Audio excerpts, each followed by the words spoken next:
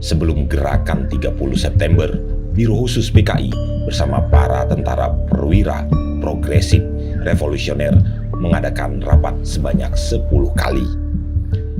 Kali ini, Testifiles akan membahas tentang rapat-rapat Biro Khusus PKI yang dipimpin Syam Kamaruzzaman jelang gerakan 30 September 1965.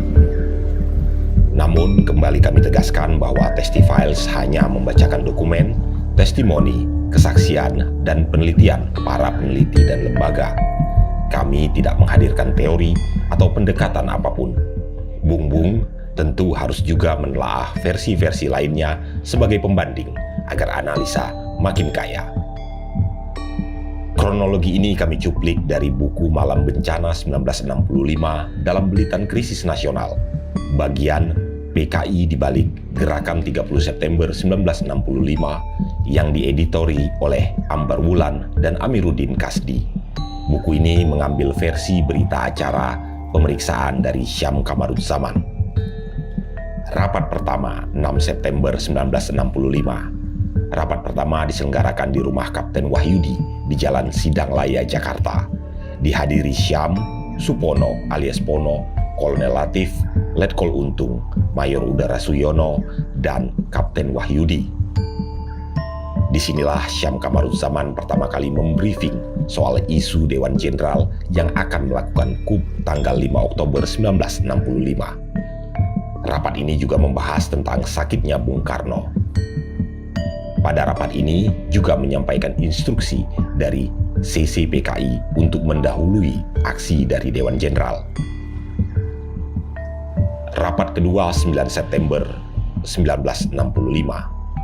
Rapat kedua diselenggarakan di tempat yang sama dan dihadiri peserta yang sama pula. Dalam rapat ini, Syam meminta komitmen dari para perwira itu.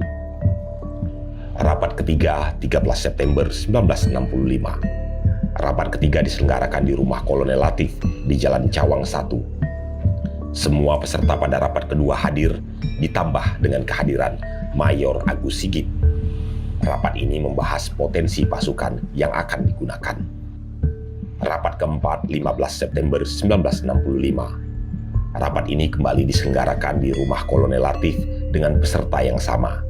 Kali ini juga membahas pasukan dan disepakati pasukan yang digunakan, yakni Batalion Cakrabirawa di bawah Letkol Untung, Batalion Brigif 1 Kodam 5 Jaya pimpinan Mayor Agus Sigit, pasukan P3AU di bawah Mayor Udara Suyono. Di samping itu, Syam menyampaikan berita baik tentang kedatangan 2 batalion yakni 454 Para Diponegoro dan Batalion 530 Para Brawijaya. Rapat ke-6 19 September 1965. Rapat ke-6 pertama kali berlangsung di rumah Syam Kamaruzzaman di Jalan Salemba Tengah. Mayor Asigit tidak hadir. Dalam rapat itu dibahas tentang organisasi gerakan. Syam memimpin di bidang politik bersama Pono, sementara bidang militer dipimpin Letkol Untung dan Kolonel Latif. Bidang observasi dipimpin Waluyo. Di sini ditegaskan pimpinan semua gerakan adalah Letkol Untung. Saat itu pula dibagi pasukan mulai dari penculik para jenderal dinamai pasukan Pasopati, pasukan teritorial dinamai Bima Sakti, dan pasukan cadangan yang ada di Desa Lubang Buaya dinamai Gatot Kaca. Pemilihan Letkol Untung karena atribusinya yang tepat sebagai pengawal presiden dan sesuai dengan tujuan awal gerakan, yakni menyelamatkan presiden. Rapat ke-7 berlangsung 22 September 1965. Rapat kali ini tidak dihadiri oleh Mayor Agus Sigit dan Kapten Wahyudi. Rapat ini digelar di rumah Syam. Dibahas tentang sasaran. Sasaran Pasopati adalah menculik 7 jenderal, Bima Sakti mengamankan gedung telekomunikasi, RRI, dan teritorial, sementara Gatot Kaca mengkoordinir pasukan di Lubang Buaya. Selain itu, Kolonel Latif diperintahkan untuk mengkondisikan Batalion 454 dan 530. Rapat ke-8 24 September 1965 lagi-lagi diselenggarakan di rumah Syam, dihadiri oleh orang yang sama yang hadir di rapat ke-7. Rapat ini membahas tentang komando dan penentuan posisi pemundurannya. Selanjutnya juga menentukan posisi sentral komando atau CENCO dan juga menentukan sandi-sandi. Rapat ke-9 26 September 1965 dihadiri oleh semua peserta pada rapat ke-8 dan diselenggarakan lagi-lagi di rumah Syam Kamaruzzaman.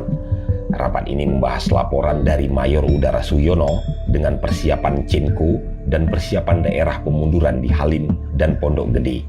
Diputuskan untuk melakukan pemeriksaan menyeluruh. Rapat terakhir, yakni rapat ke-10 29 September 1965. Ini adalah rapat persiapan terakhir dari gerakan.